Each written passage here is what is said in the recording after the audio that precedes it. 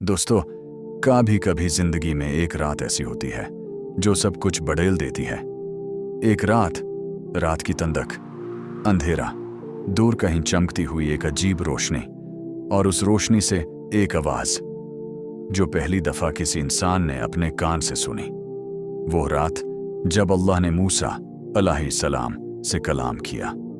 वो रात जब अल्लाह ने फरमाया, मूसा अब वापस मिस्र जाओ, जहां से वो कभी जान बचा कर भगे थे। अब अल्लाह का हुक्म था कि वहां सच की आवाज बांध कर लौटना था। दोस्तों, मदियन में साल बीत चुके थे। सुकून था, रोजी थी, जिंदगी थी, अपना घर था। लेकिन पैगम वाले लोगों की जिंदगी अक्सर ऐसे मोड़ लेती है जहां रब का हुक्म वापस उन जगहों पर ले जाता है जहां से कभी तट मिला हो।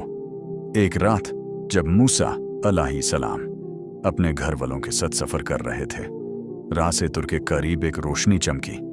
वो आम रोशनी नहीं थी, ना आग, ना मशाल, एक अजीब पुरसुकून लेकिन पुरअसर नूर। और वो रोशनी उन्हें अपनी तरफ बुलाती थी। माओ कुरान बताता है, मूसा अलैहिस्सलाम उस रोशनी की तरफ बढ़े और फिर एक आवाज, या मूसा मैं तेरा रब हूं। दोस्तों सोचो, अल्लाह ने किसी इंसान से सीधा कलम किया, उन्हें पैगंबारी दी, और फिर एक हुक्म, मिस्र वापस जाओ। फिरौन हद से बढ़ गया है। मूसा अलैहिस्सलाम जहां से कभी गलती से कत्ल हो जाने का खौफ था, अल्लाह अब उन्हें वही जिम्मेदारी दे रहे थे। अल्लाह ने पूछा, मूसा तुम्हारे हाथ में क्या है?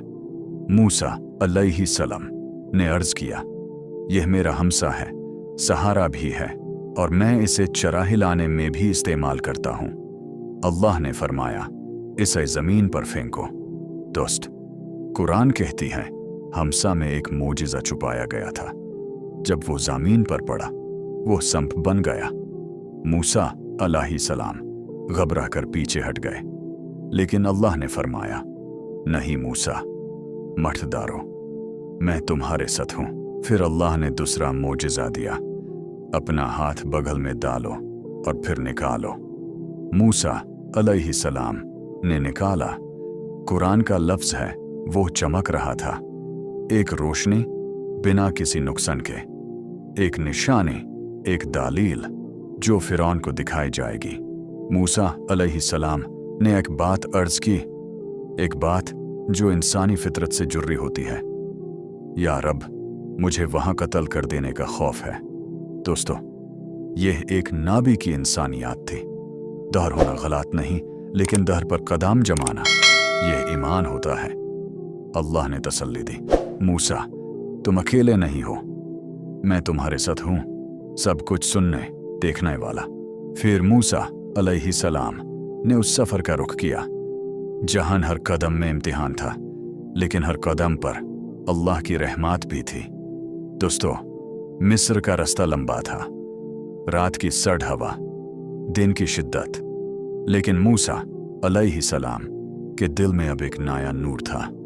उनका हर कदम एक पैगाम बन चुका था।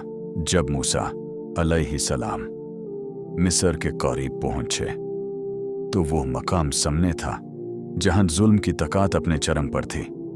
कुरान में है, अल्लाह ने उन्हें सीधा हुक्म दिया था, फिरौन के पास जाओ, उसे हक की बात कहनी है। फिरौन का कसर, शान व शौकत भी और जुल्म भी। मूसा अलैहिस्सलाम ने कसर के दरवाजे पर कदम रखा।